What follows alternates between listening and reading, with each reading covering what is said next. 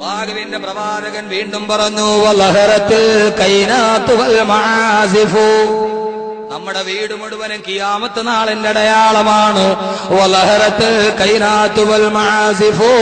ഒറ്റ വാക്കിൽ 21-ാം നൂറ്റാണ്ടിന്റെ 2011 1400 വർഷം മുമ്പ് റസൂലുള്ള പറഞ്ഞ ഈ ഹദീസിന്റെ അർത്ഥം ഒറ്റ വാക്കിൽ 2011 പറഞ്ഞാൽ റിയാലിറ്റി ഷോകൾ അധികരിക്കുന്ന കാലം വന്നാൽ, റിയാലിറ്റി ഷോകൾ അധികരിക്കുന്ന കാലം വന്നാൽ, സംഗീത ഉപകരണങ്ങൾ വല്ലാതെ വർദ്ധിച്ചു വരുന്ന കാലം വന്നാൽ, അല്ലാഹുവിന്റെ റസൂല് പറഞ്ഞു, ഫന്തലിരിസാ, നിങ്ങൾ ഖിയാമത്ത് നാളിനെ പ്രതീക്ഷിച്ചുകൊള്ളുക. റിയാലിറ്റി ഷോകൾ അധികരിക്കുക. 40 കഴിഞ്ഞവനൊരു ഷോ, 45 തീർന്നവനൊരു ഷോ, 60ലേക്ക് കാലെടുത്തവന് മറ്റൊരു ഷോ, 18 കഴിഞ്ഞവന് വേറൊരു ഷോ, 12 കഴിഞ്ഞവർക്ക് വേറൊരു ഷോ, തലമുടി നരച്ചവനൊരു ഷോ, നരക്കാത്തവനൊരു ഷോ, മുട്ടുമറഞ്ഞവനൊരു ഷോ, ഇങ്ങനെ 10,000 ഷോകൾ വന്നാൽ മാപ്പിളപ്പാട്ടിനൊരു ഷോ, മാപ്പിളയല്ലാത്തതിനൊരു ഷോ. അല്ലാഹുവിന്റെ റസൂല് പറഞ്ഞു, അല്ലാഹു അമാനത്തായിട്ട് ഏൽപ്പിച്ച സ്വന്തം പെമ്മക്കളെ അരപ്പാവാട കൊടുത്തിട്ട് ജഡ്ജിമാരുടെ മുമ്പിൽ നൃത്തം ചെയ്യിച്ചിട്ട് അവളുടെ മാംസഭാഗം ഇഷ്ടപ്പെട്ടാൽ നിങ്ങൾ SMS അയക്കണേ എന്ന് ഉളുപ്പില്ലാതെ പറയുന്ന ഒരു സമൂഹത്തിന്റെ കാലം വന്ന ആയിഷ ബീവിയിട്ട, ഖദീജ ബീവിയിട്ട തട്ടം തലയിലിട്ടിട്ട് റിയാലിറ്റി ഷോകളുടെ സ്റ്റേജിലിരിക്കുന്ന പെണ്ണിന്റെ കാലം വന്ന, പൊന്നുമോളെ എന്ത് കാണാ നീ കാണിച്ചു പോയത്? ആയിഷ ബീവിയിട്ട ഹിജാബല്ലേ, ഖദീജയിട്ട ഹിജാബല്ലേ, ഫാത്തിമയിട്ട പർദയല്ലേ, ബഹുമാനപ്പെട്ട മൈമൂന ബീവി ഇട്ട് തന്ന ഹിജാബല്ലേ?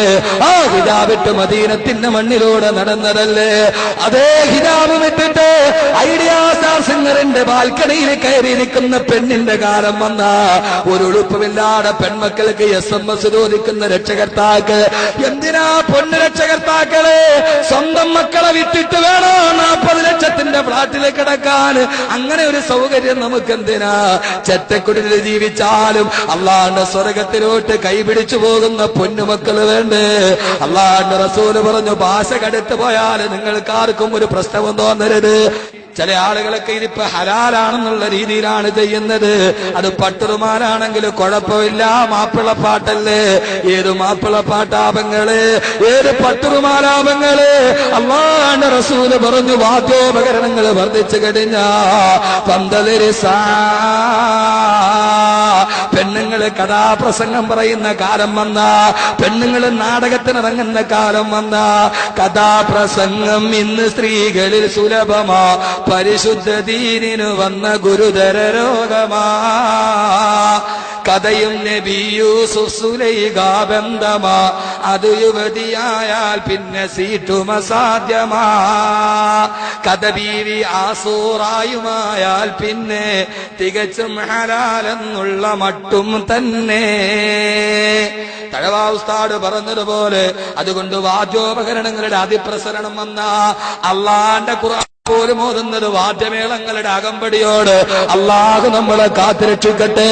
അള്ളാന്റെ റസൂല് പറഞ്ഞു, റുബ്ബകാരിഇൽ ഖുർആൻ, എത്രയോ ആളുകളാണ് ഖുർആൻ ഓതുന്നത്. അവൻ ഓതുമ്പോൾ വൽ ഖുർആനു യൽഅനുഹു, ഖുർആൻ അവനെ ശപിച്ചുകൊണ്ടിരിക്കുകയാണെന്ന് നബി മുഹമ്മദ് മുസ്തഫ. റിയാലിറ്റി ഷോകൾ അധികരിച്ചാൽ, അല്ലേ? ആണോ? അധികരിച്ചോ കുറഞ്ഞോ?